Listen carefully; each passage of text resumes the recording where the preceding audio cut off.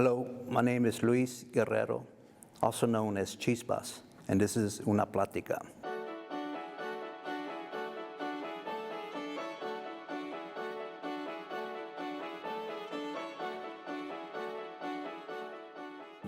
Well, I'm a late bloomer in the art.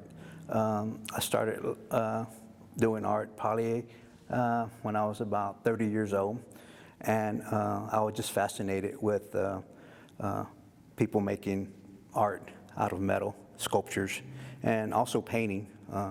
That's what really inspired me. And then when I got into the art, I started meeting other artists, and that inspired me to do a lot of my other work. Another person who inspired me to do art was my grandfather, who was a welder and also a business owner. He did a lot of work at the Riverwalk in the early 60s and mid 60s. He retired in probably 1972. And when I was a little boy, we would go visit him, and he would be working on a project, and I was just amazed with the chispas flying and the arc of the welder going. And I thought, wow, you know, he wasn't actually an artist, but he did custom work, and I think that would, you know, make him an artist. And that really inspired me to become a welder and become an artist.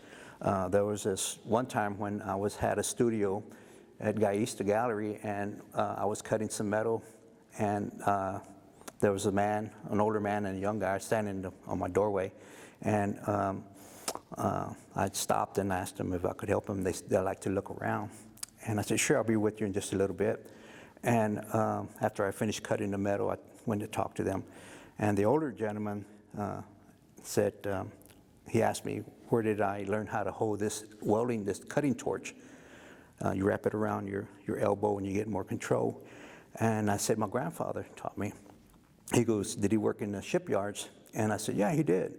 He goes, I did too, and that's the way they taught us how to hold a torch to cut metal.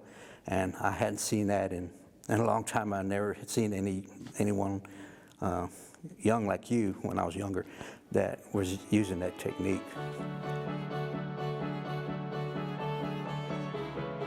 About 35 years I had been creating my art. It started in my garage, just piecing things together and just using my, just imagining things in my head and finding the pieces to make my art. And that's how it all started.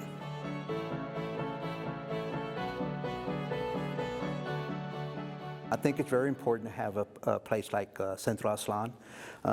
It provides a platform for emerging artists and unknown artists, and also it's very good for the community to keep the culture alive and all the events that they have, like the Dia de los Muertos and the Dia de Guadalupe.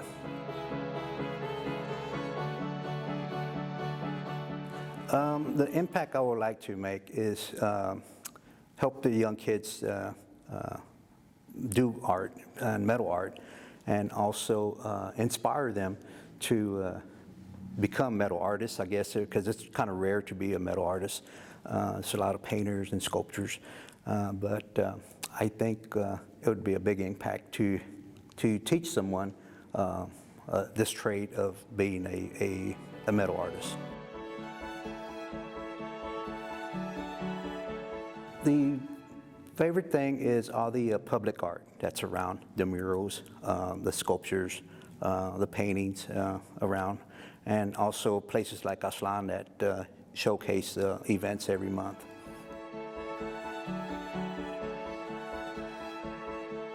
Well, a lot of people know me as being an artist, but they don't know what I was for 40 years, was a diesel fuel technician. I would work as a mechanic on diesels, not actual mechanic, but the fuel injection system of the diesel engine.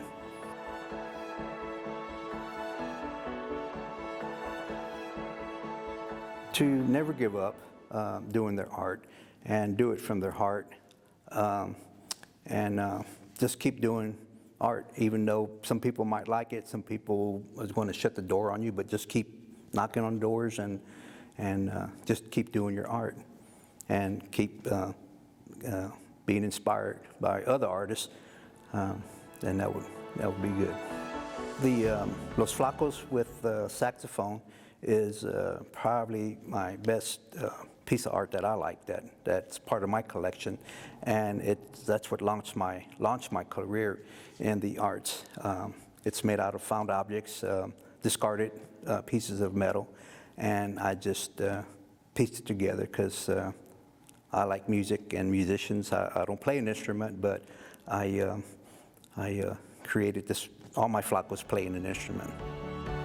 The perrito, though, that is made with chrome bumpers that I collected and cut up and made a series of dogs. I think I had 23 that I made, and this one here that is here is part of my collection, and his name is Chester.